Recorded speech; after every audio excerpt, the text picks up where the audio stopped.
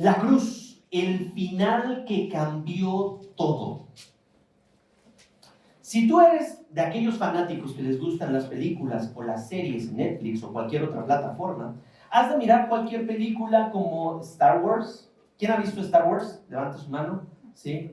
¿Sí? ¿Dónde está el mero fan de Star Wars?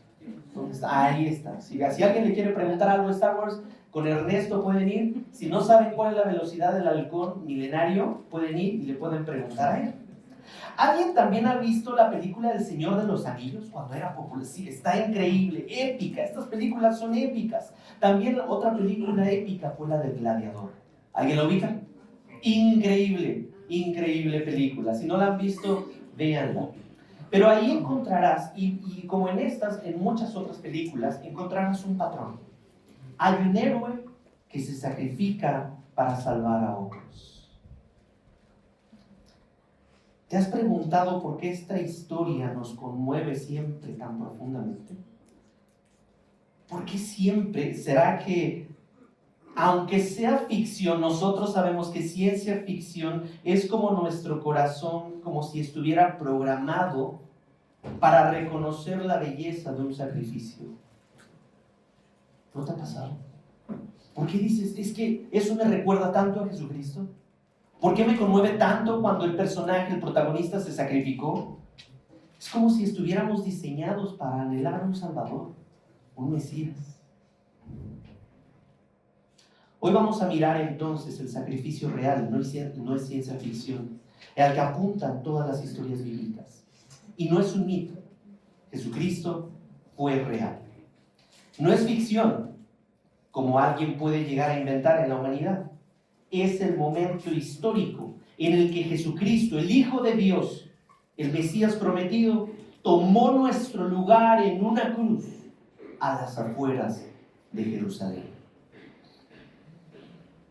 Vamos a ver entonces, a lo largo de todos estos versículos, cómo realmente sucedió el sacrificio de la cruz y cómo podemos encontrar esperanza, una esperanza que redime nuestro pasado, transforma nuestra vida y entonces le va a dar un propósito certero a nuestro futuro.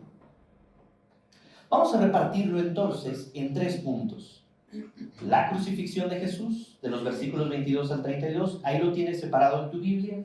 Luego la muerte de Jesús, la sepultura de Jesús en los últimos versículos y tendremos un aterrizaje y una descarga.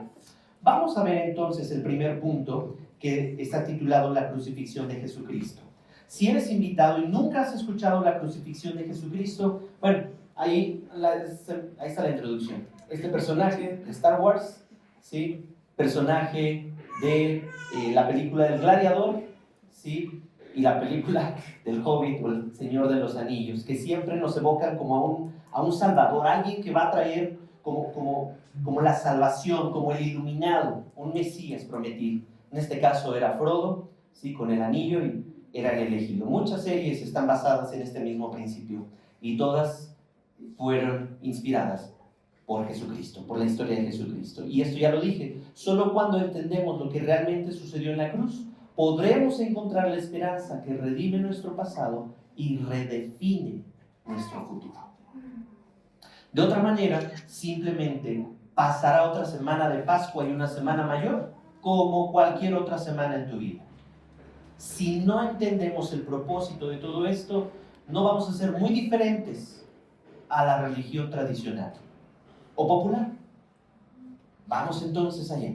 La crucifixión de Jesucristo. En este punto, en el versículo 22 de Marcos 15, dice, había pasado ya todo esto, lo habían llevado al concilio, había sido juzgado, y entonces aquí sucede una nueva ambientación.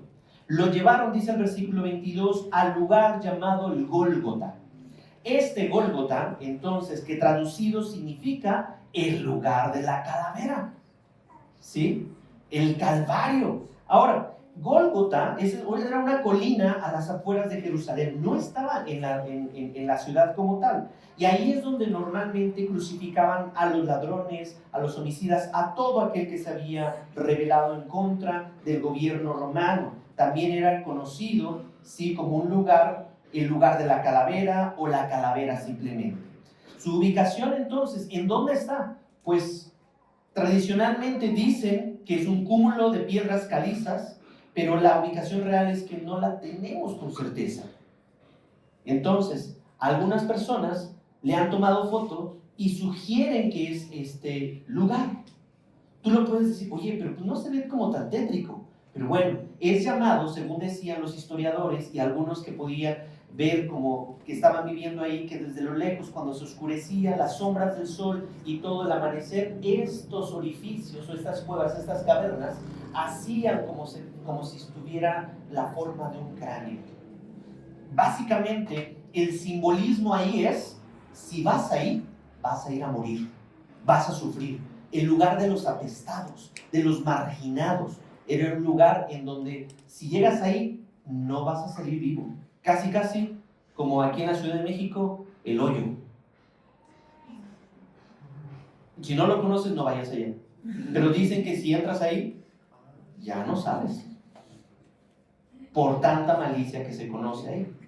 El punto es que a Jesucristo lo apartaron, lo marginaron, ¿sí? Todo el horror físico y emocional, no tan solo de lo que ya había soportado Jesucristo, sino también esta apariencia. ¿A dónde vas? A este lugar que se le conoce de muerte.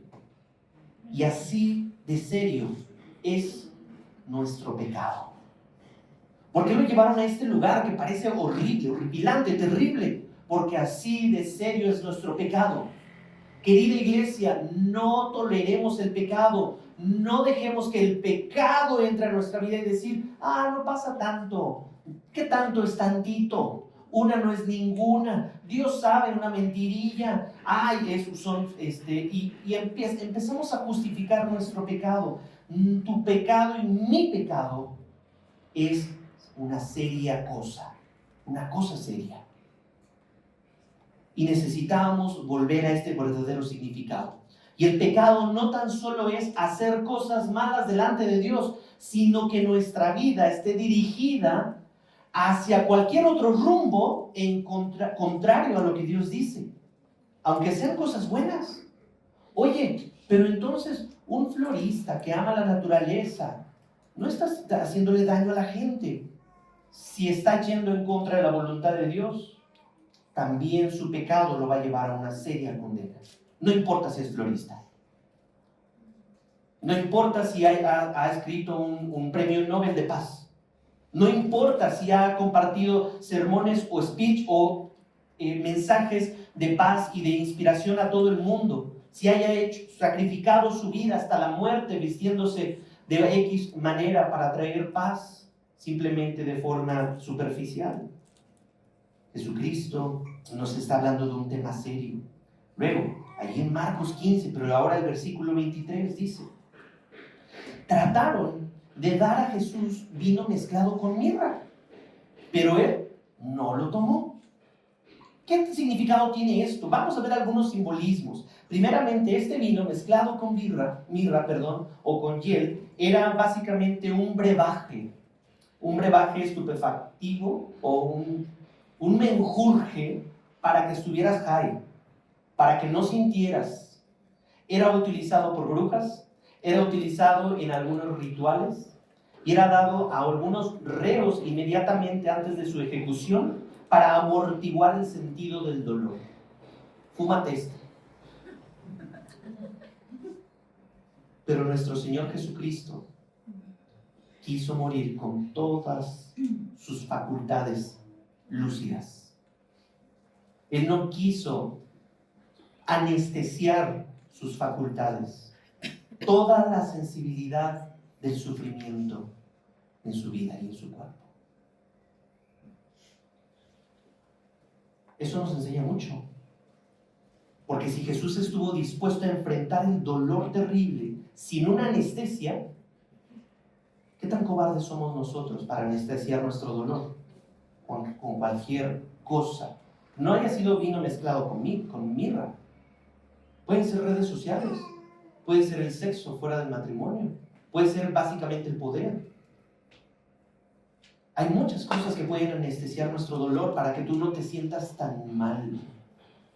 Pero Jesucristo nos dio el ejemplo yo no voy a recibir algo que me quite de la lucidez de lo que voy a estar a punto, de lo que está a punto de acontecer. No lo tomó. Él se rehusó, y el alivio del dolor para cargar completamente el castigo. Entonces él dijo, yo no quiero ningún alivio, yo voy a cargar con todo el peso del castigo. Jesús no escapó para nada. Él, por lo tanto, es un sustituto perfecto. No va a caber duda de que Jesucristo estaba drogado o en alguna sustancia para que amortiguara su dolor. Así, los que saben de dolor de muelas, fue así como si extracción sin anestesia. Hay una palabra incluso que se le otorga al dolor que sufrió Jesucristo: inescrutable. Más allá de lo que tú puedas soportar. Y entonces no había otra forma de salvarnos. ¿Por qué Jesucristo tuvo que pasar por todo esto? ¿Por qué nosotros entonces moriríamos eternamente? ¿Sabes? O el Hijo de Dios tendría que morir, o todos los gentiles estábamos condenados a la muerte. Algunos se preguntarán, pero si era 100% Dios, ¿por qué tuvo que morir? Simplemente Él pudo haber chasqueado los dedos. Él se hizo carne para poder morir, porque en su forma de Dios Él no puede morir. ¿Me van siguiendo? Si no hay muerte, no hay una remisión de pecados. No hay una sustitución, no hay una expiación. Para que se cumpliese toda la ley que en el Antiguo Testamento se dijo, tenía que morir alguien. Vamos a continuar, porque en el versículo 24 de Marcos 15 dice, cuando lo crucificaron, bueno, ahí lo tenemos, la crucifixión de Jesucristo, estuvo dispuesto. Cuando lo crucificaron, se repartieron sus vestidos, echando suerte sobre ellos para decidir lo que cada uno tomaría. Bueno, en este punto se le conoce que la ropa de Jesucristo era muy apreciada, de alto valor. Por eso anda rondando por ahí que el manto de Jesucristo y dónde está, y que si ya lo encontraron, cuánto vale, y que no está custodiado por unos etíopes en África, etcétera, etcétera. El punto es de que Jesucristo, su vestimenta, dicen los comentaristas, estaba hecho de una sola pieza. Ahora, para que alguien fabricase una vestidura de una sola pieza, sin remaches, era considerado como una pieza de alto valor. Pero el punto no está ni siquiera tampoco en las vestiduras, sino la profecía que se está cumpliendo en cada hecho que se está narrando. Era la hora tercera cuando lo crucificaron. La hora tercera cuando lo crucificaron. Y la inscripción de la acusación contra él decía, el Rey de los Judíos. ¿Han visto por ahí en algunos monumentos o en algunas iglesias católicas, o cuando está la famosa peregrinación, todo esto, como que al final, a mero arriba de la cruz dice INRI? ¿Alguien sabe qué significa esa palabra? ¿No? Descansen. Jesucristo, Rey de los Judíos en latín. Escribió Pilato este título arriba de Jesucristo, lo puso encima de la cruz, Jesús Nazareno, Rey de los Judíos, que en hebreo, en sirocaldeo, es el idioma que más se utilizaba ahí. Por eso a veces tenemos INRI y a veces tenemos el hebreo y otros que están ahí, pero básicamente dice lo mismo, Jesús Nazareno, Rey de los Judíos. ¿Por qué? Porque era el idioma que más se utilizaba. Entonces, Pilato le estaba dando publicidad al Rey de los Judíos sin darse cuenta. Estaba realmente haciendo la voluntad de Dios para que todo el que pasara, aunque no supiera el idioma oficial, pero por lo menos desde su lenguaje pudiera decir, yo sé que dice ahí, ¿a poco este hombre es el Rey?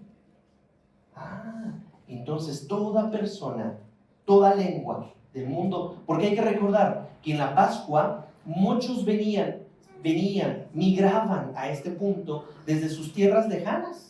Entonces había gente en ese momento en Jerusalén, no tan solo con los locales, sino con muchos extranjeros. Todos podían darse cuenta y eran espectadores y podían leerlo. Luego, en el versículo 27 de Marcos 15 dice, lo crucificaron con él a 2 ladrones, uno a su derecha y el otro a izquierda. No voy a dedicar mucho tiempo aquí, qué pasó con uno de ellos, simplemente es uno de ellos. Hoy está en el paraíso con Jesucristo. En otro tiempo nos dará para platicar un poquito qué le pasó. Yo quiero que mientras ustedes ven este videoloop, quiero que escuchen lo siguiente. Así se cumplió la escritura que dice, y con los transgresores fue contado.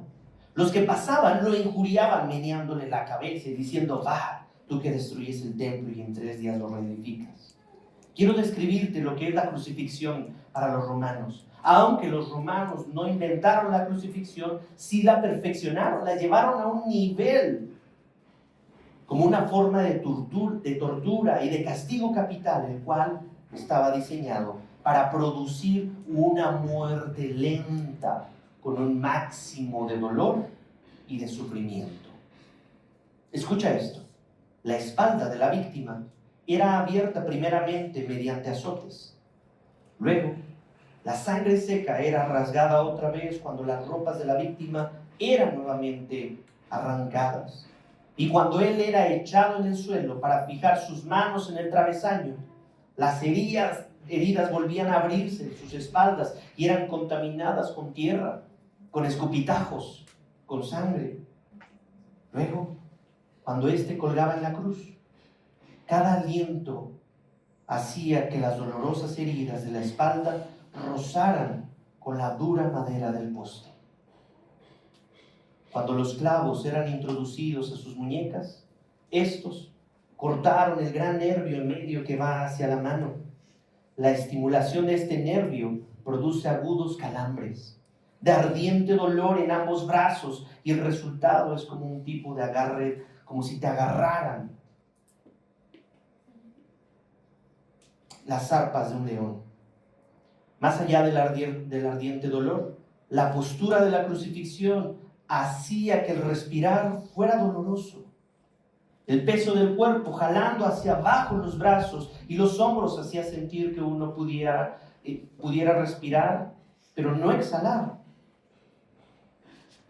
La falta de oxígeno le llevaba a calambres musculares severos, lo cual dificultaba también, otra vez, respirar.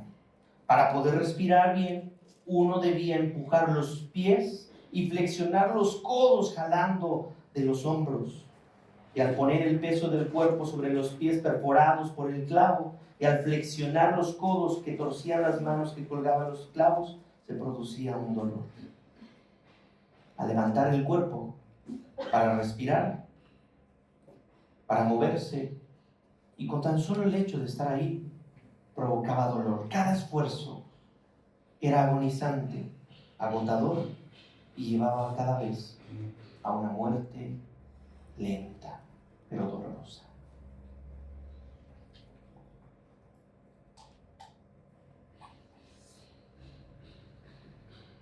No era poco común, pero a veces los insectos se ponían sobre las heridas abiertas, o en los ojos, en los oídos, en la nariz de las víctimas moribundas e indefensas.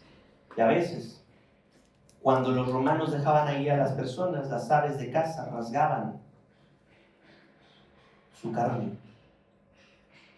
Aunque era la costumbre de los romanos dejar los cuerpos en la cruz para que las bestias, los animales salvajes, los devoraran, a Jesucristo no le pasó eso. La cruz nos muestra entonces la verdadera gravedad de nuestro pecado. Podemos hacer todo un estudio médico al respecto. Hay libros que pueden exponer cómo es que salió agua de su sangre, cómo sucedió todo clínicamente explicado. Hay libros, sin problema, los podemos discutir en otro espacio, en otro foro.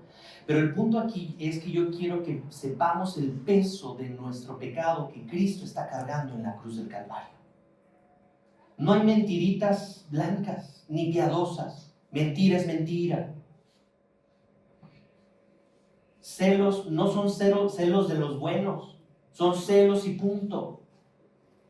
Si envidias a alguien, no es envidia de la buena, es envidia y punto. No hay orgullo del bueno, es orgullo y tiene un principio satánico. Todo esto entonces nos debe de romper para decir, Jesucristo fue roto, aunque Él nos rompió las reglas para que nosotros pudiéramos vivir. La cruz nos debe confrontar porque somos culpables más de lo que nos guste admitir. Dice la Escritura que si alguno cree que no ha pecado, está totalmente equivocado.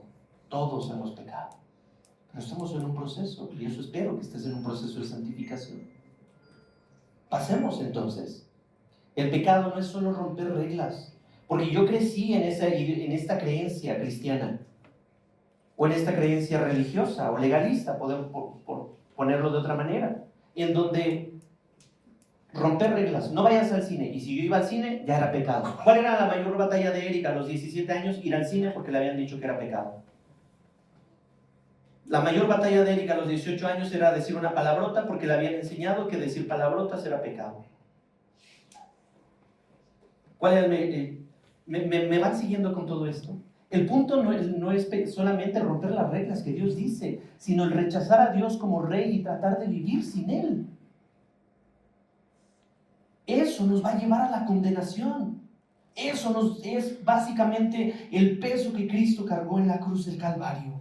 La muerte de Jesucristo no fue ni es poca cosa. Avancemos. La muerte de Jesucristo.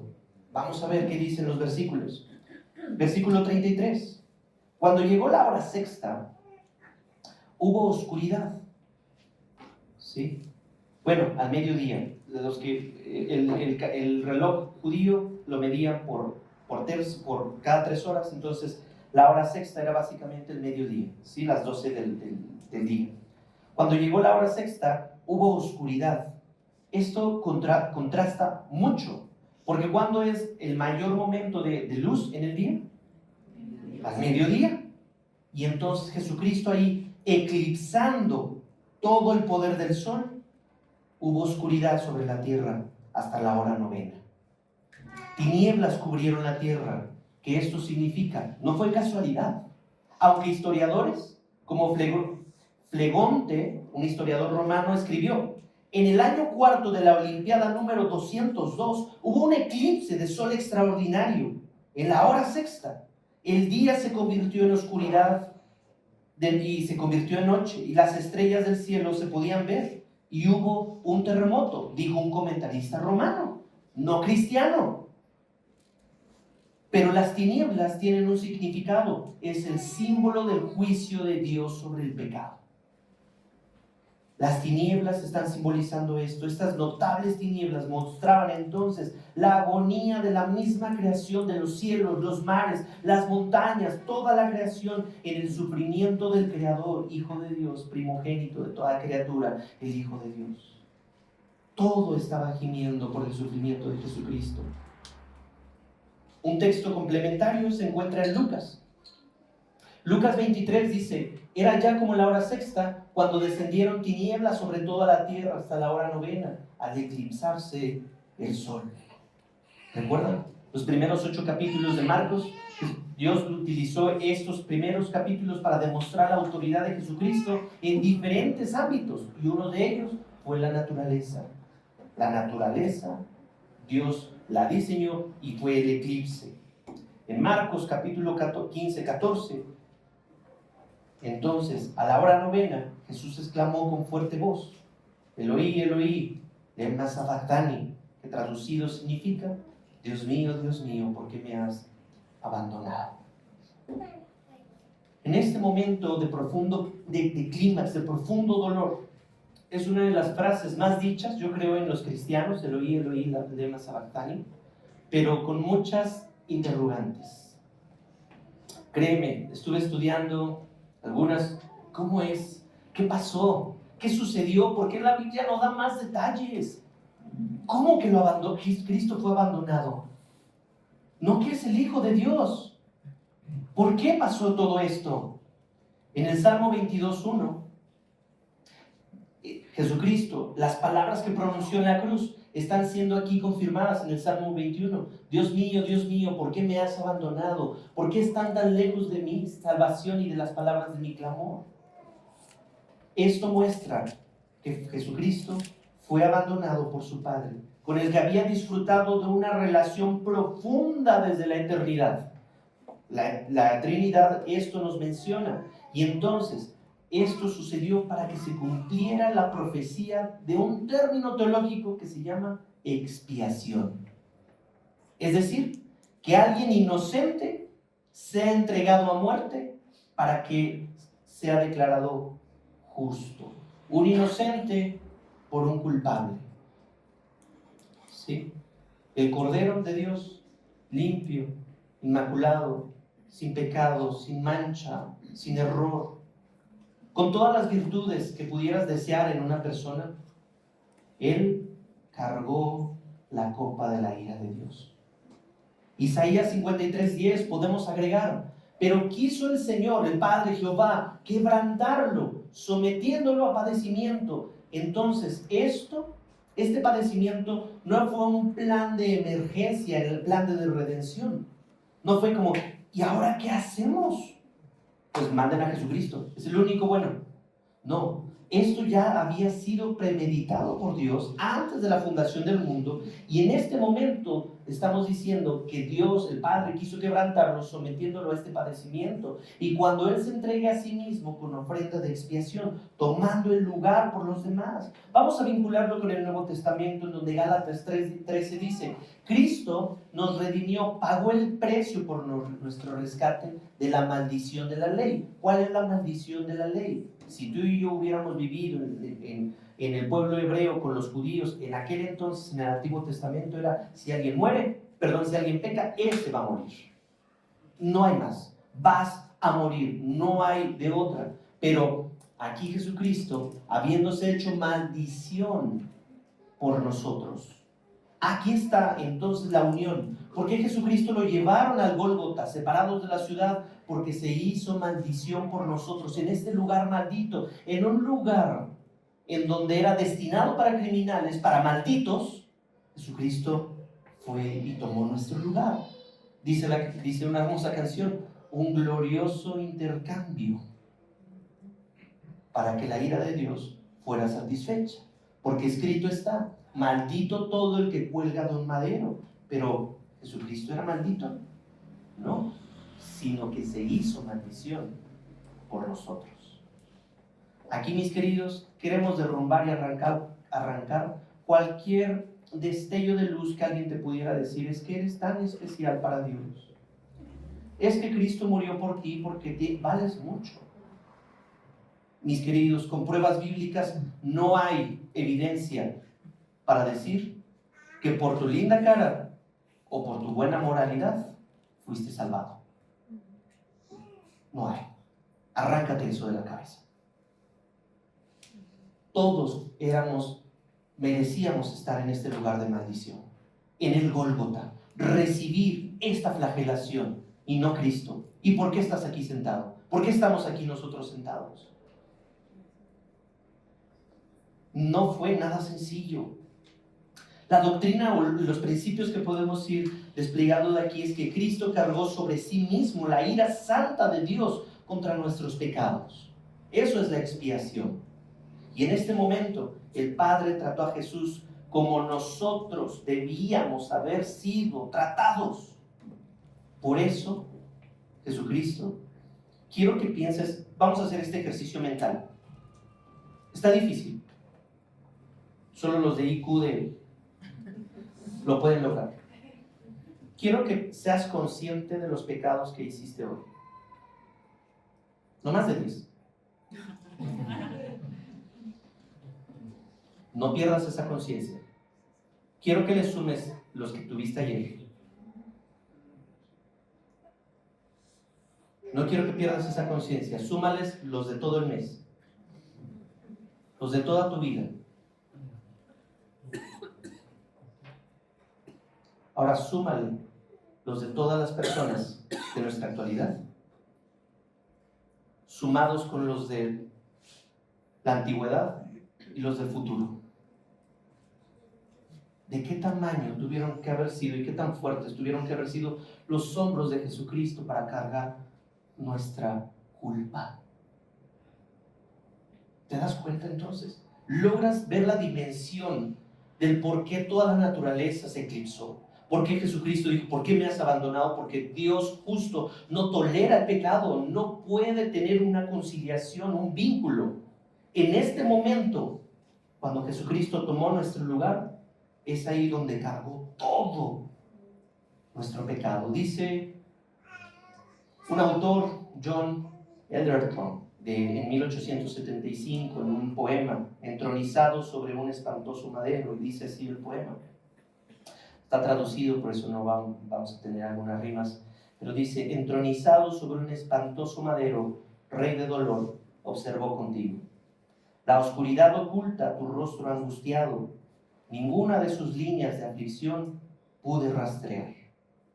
Nadie puede hablar sobre los desconocidos dolores que mantienes solo y en silencio y en oscuridad en esa terrible hora. En silencio, durante esas 3 horas terribles, luchando contra los poderes de la maldad, dejado solo con el pecado de la humanidad, habían penumbras alrededor y dentro de ti, hasta que esta cera sea señalado el tiempo y el Cordero muera por causa de nuestro pecado. Parafraseando el poema de la traducción. A lo que quiere decir es, yo no sé si hubo oscuridad total en el que no pudimos ver los gestos de Jesucristo cargando nuestro pecado. El poema trata de decirnos cómo hubiera sido contemplar tu rostro tan hermoso, tan bello, tan deseable, como el Salmos 27 lo menciona, en el que podemos contemplar, y que David decía, quiero contemplar en él en todo momento, que en el momento, en esas 3 horas de oscuridad, cargó y sufrió y tuvo un terrible dolor por la santa ira de Dios, y que tú y yo merecíamos. ¿Qué estaba pasando entonces en ese lapso de oscuridad? Segunda de Corintios nos da una pista, es decir, que Dios estaba en Cristo reconciliando al mundo. Podemos sentarnos a llorar y decir, wow, cuánto sufrió Jesucristo, pero ese no era el punto.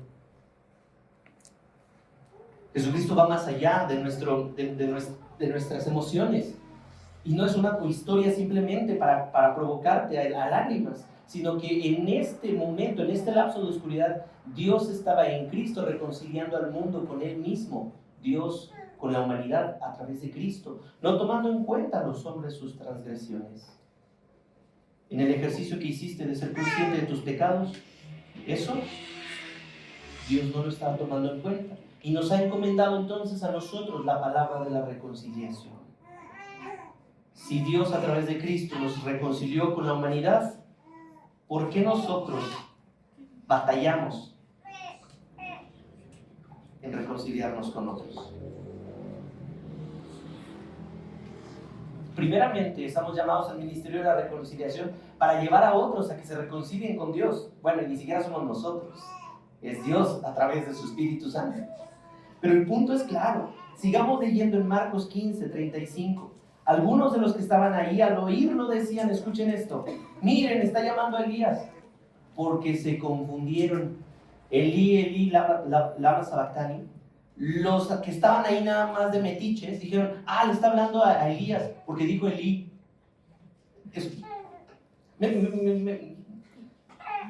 Fue una ridiculez que estaban diciendo esto, se confundieron. Entonces uno corrió y empapó una esponja en vinagre y poniéndola en la caña, dio a Jesús de beber, diciendo, dejen, veamos si Elías lo viene a bajar.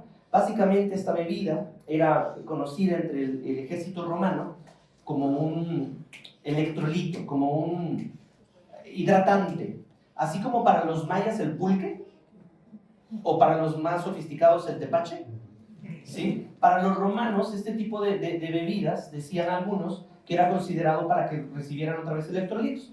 Otros más atrevidos decían que era la misma esponja que utilizaban para cuando iban al baño y se limpiaban porque no había papel higiénico, en señal de burla. Cualquiera de las dos cosas que haya sucedido, el punto sigue siendo la prioridad de que estaban burlándose de él. Había una burla en cualquiera de los dos. Ten, a ver si ahorita vienes y te echas a correr para que tengas electrolitos, y órale, con Elías. Versículo 37, pero Jesús, dando un fuerte grito, expiró. Algunos podrían decir, y la religión tradicional nos lo hace pensar así, con todas las fotografías, con todas las imágenes, los murales, todas las esculturas, en donde Jesucristo al morir se veía como un enclenque debilitado.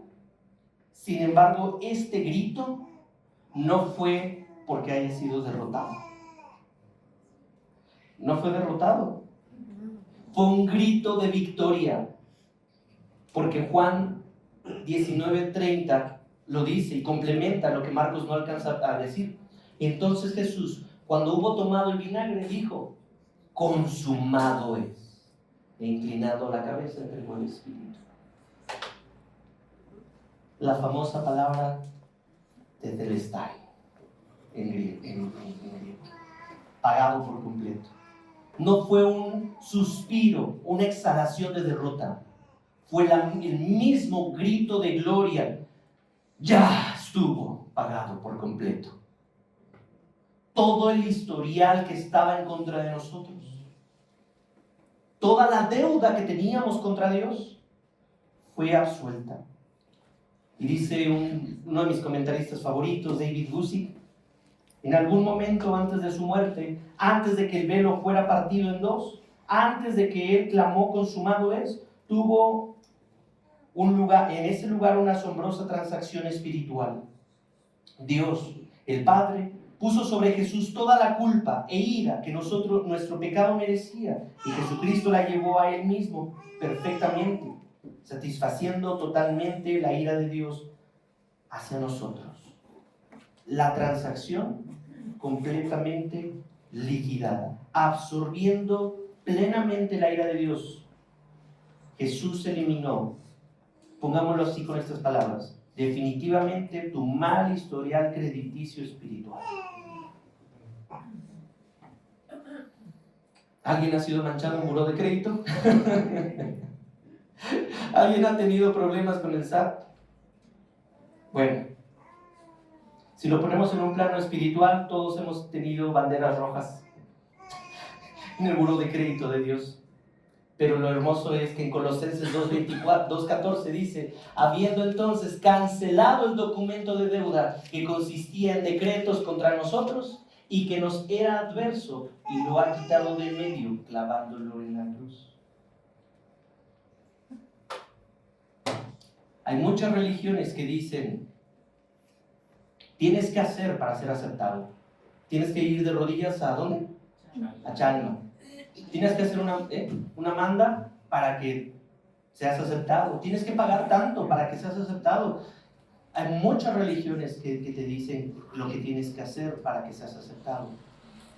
El cristianismo no dice haz para ser aceptado, sino todo ha sido hecho.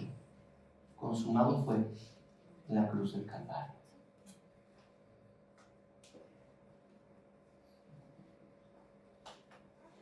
Marcos, seguimos con nuestra lectura en el verso 38, es, 7:31. Y el velo del templo se rasgó en dos, de arriba hacia abajo, y viendo el centurión que estaba frente a él, la manera en que expiró, ojo, aquí hay dos cosas muy importantes. El centurión era una persona que se dedicaba a castigar, o sea, estaba habituado, no, estaba casi insensibilizado, pues, una persona que se dedicaba a esto. Y este centurión, por la forma en que fue expirado Jesucristo, vio a cientos, muchos morir, podemos imaginar, pero este dijo, y aquí está como la perla, la cúspide de todo Marcos, porque se acuerdan, ¿y ustedes quién dicen que soy? ¿Y quién dice que soy los profetas? Y todo eso, no, pues que eres Mesías, shalala. No, discípulos, ¿y ustedes quién creen que soy yo? Les decía Jesucristo. Y aquí un centurión, un gentil, alguien que tenía vedado el entendimiento, dijo, en verdad este hombre era el Hijo de Dios. En el tabernáculo había una cortina que separaba el pueblo de la presencia de Dios. Pero el día en que Jesús murió, rompió esa cortina para que todos pudiéramos entrar a la presencia de Dios. El sacrificio de Jesucristo quitó todo obstáculo para entrar ante el trono de la gracia. Por eso esta cortina se rompió de arriba abajo, para que no haya excusa de que hay alguien ahí, un cómplice de Jesucristo, la rompió de abajo hacia arriba. Dios mismo rompió la barrera, quitó esa barrera que nos separaba. Hebreos 7:26. Porque convenía que tuviéramos tal sumo sacerdote, hablando de Jesucristo, santo, inocente, inmaculado, apartado de los pecadores y exaltado más allá de los cielos, que no necesita, como aquellos sumos sacerdotes del Antiguo Testamento, ofrecer sacrificios diariamente. Primero por sus propios pecados, pues y después por los pecados del pueblo. Porque esto Jesús lo hizo una vez, ¿qué? El sacrificio expiatorio y para siempre, cuando Él mismo se ofreció. Por lo tanto, la antigua práctica del catolicismo, en donde te propone que aquí está el cuerpo y la sangre de Cristo, está haciendo vano este versículo en donde te dicen, aquí entonces cuando tú comas es la transubstanciación, y quiere decir que otra vez el sacrificio de Cristo se tiene que hacer una y otra vez. Eso es vano, eso es vanidad, es vacío, es una mentira, porque Jesucristo lo hizo una sola vez y para siempre. No hay necesidad. Para nosotros entonces, ¿qué significa? Un memorial de la venida de Jesucristo. No es que estemos crucificando y derramando la sangre de Cristo cada cierto tiempo. El sacrificio de Jesús no concede tan solo un año más de perdón como los sacerdotes del Antiguo Testamento, sino una eternidad de gracia perfecta, de misericordias inagotables, de bendiciones abundantes y de una fiesta perpetua. Porque cuando el sacerdote salía, el pueblo hacía fiesta. ¿Quién dijo que a los cristianos no les gusta la fiesta? Pues Dios decía, hagan fiesta. La cruz nos revela la profundidad del amor de Dios. Por eso la Pascua no son conejitos ni chocolatitos. ¿Ya vieron? Por eso la Cuaresma no tan solo es que no comas tacos de carne. Va mucho más allá, celebrando el amor profundo de Dios. Y habían también unas mujeres, dice el versículo 40, mirando de lejos, entre las que estaban María Magdalena y todos ellos. Bueno, las dice por nombre. María, la madre de Jacobo, el menor, y el de José y Salomé, los cuales cuando Jesús estaba en Galilea lo seguían y le servían, cuando había muchas otras que habían subido con él a Jerusalén. ¿Por qué se desarrolló esto? Bueno, es un claro contraste y para vergüenza de los discípulos, en donde habían promulgado fidelidad eterna. ¿Se acuerdan de Pedro? A 4 vientos dijeron, hombre, si los demás te negaren, yo estaré contigo. Y al primer enfrentamiento se hizo para atrás. Y estas mujeres que aprendían calladas y de a lejos, ellas estuvieron ahí presenciando la muerte de Jesucristo, manteniendo su fe. Las mujeres son muy propensas a ser muy espirituales. Hombres, tenemos mucho que aprender de la fe de las mujeres. Porque Dios utilizó más adelante la fe de estas mujeres para que los discípulos y todos los demás nos enteráramos de la resurrección de Cristo. Por eso no es que hay la mujer más sentimental y como a manera de mofa. Las mujeres tienen una percepción de la espiritualidad, algo particular, algo especial. En la sepultura de Jesucristo, el versículo 42 al 47, pusieron esta piedra, ¿sí?, para cerrar la tumba y que nadie estuviera ahí, robara el cuerpo o hiciera un truco, porque ya en el atardecer, antes de la preparación, lo metieron a Jesucristo en una sábana, y insisto, el sudario, el santo grial, no es, o si te encuentras una astilla de la cruz del Calvario, eso a la eternidad no tiene ningún peso. Por eso no te dejes engañar que si alguien te vende una astilla de la cruz de Cristo por televisión, que te va a salvar. Es verdad. ¿Qué? ¿Por qué? Parece chiste, pero es anécdota, de verdad. O un pedacito de nube. El punto ahí es de que pusieron una gran piedra para que nadie entrara y pudiera robar el cuerpo de Jesucristo. Para cerrar entonces esta cueva que era nueva, Pilato se sorprendió. ¿cómo que ya está muerto tan pronto? ¿Sí? Llamaron al centurión, imagino que es el mismo que había creído, y le preguntó que si ya estaba muerto, versículo 44. Y al final dice, y al comprobar esto por medio del centurión, le concedió el cuerpo a José de Arimatea, el mismo que cargó la cruz, ¿se acuerdan? Que pensó que había sido una interrupción en su vida, sino que ahora estaba siendo un gran siervo al Mesías, llevándolo a un entierro honorable. Y él, que era pudiente, que le concedieron el cuerpo, compró un lienzo muy fino de lino y bajó el cuerpo de la cruz, lo envolvió en el lienzo de lino y lo puso en un sepulcro que había sido excavado en la roca, e hizo rodar una piedra a la entrada del sepulcro. Aún en la muerte de Jesucristo, que el mundo pensaba que era lo más vil y menospreciado, hubo pureza y honor. Y María Magdalena y María, la madre de José, miraban para saber dónde lo ponían. Insisto, la fe de estas mujeres tiene que ser de mucha inspiración. Para cerrar, en el madero, Jesús absorbió el juicio que merecíamos.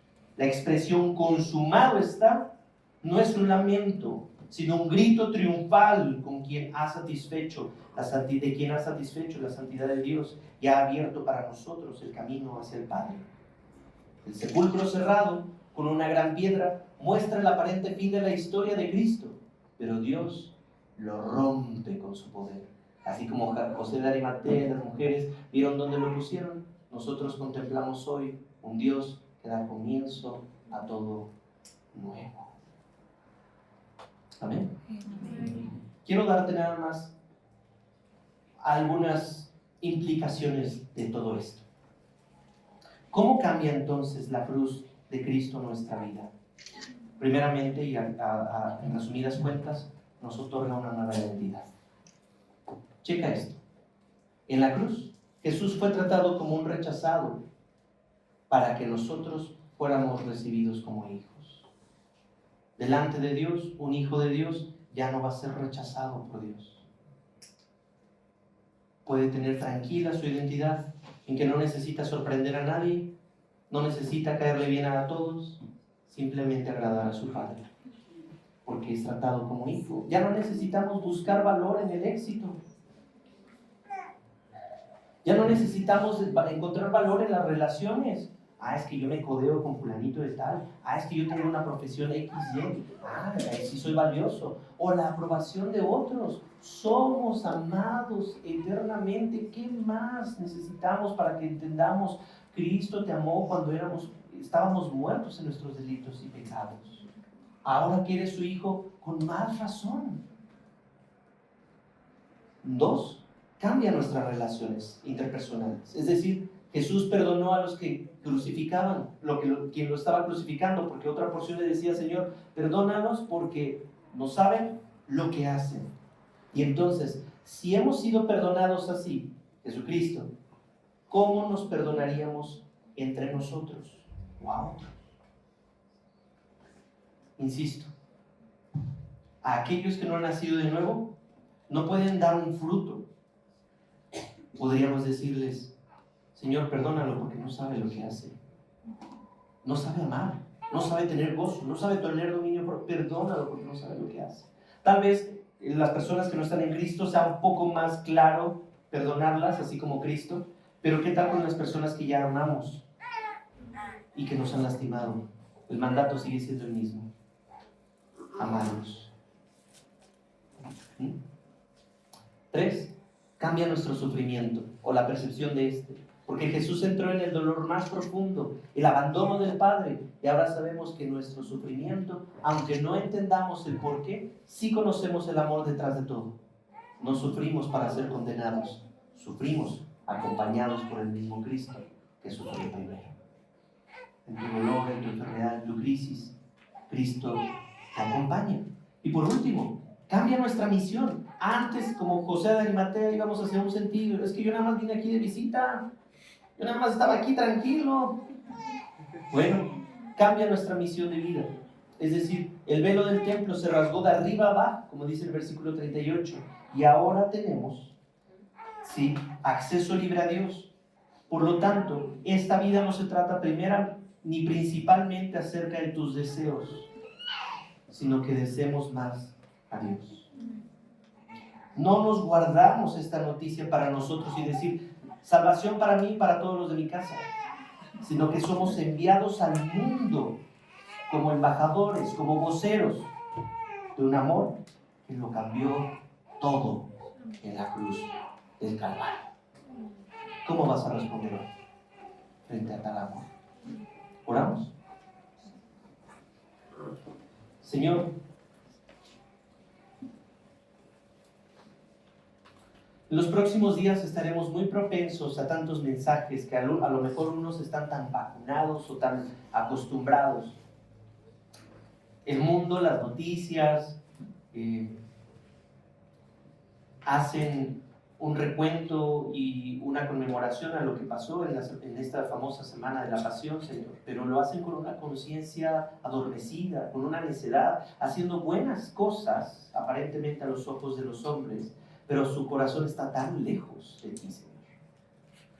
Te rogamos que no seamos unos simplistas a la hora de pasar por estas fechas. Y que si pasó en abril, que si pasó antes, si pasó en otro momento, o que si pasó a las 3 de la tarde, o si jueves, o viernes, o miércoles, Señor, realmente, como dice Romanos, no tendríamos por qué darle mayor peso a un día por sobre otro.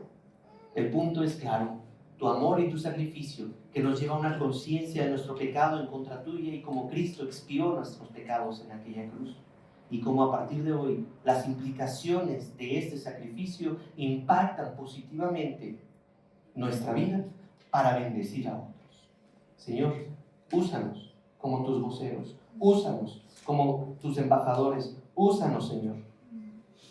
Hombres, mujeres, todos por igual, para comunicar de lo grandioso que fue este hecho en la cruz, en el Gólgota, ahí en la calavera, Señor, para que nosotros no seamos condenados a la muerte eterna y al juicio de tu santa ira. Señor, guíanos para tener un corazón contento en lo que ya tenemos en Cristo Jesús. En tu nombre oramos. Amén.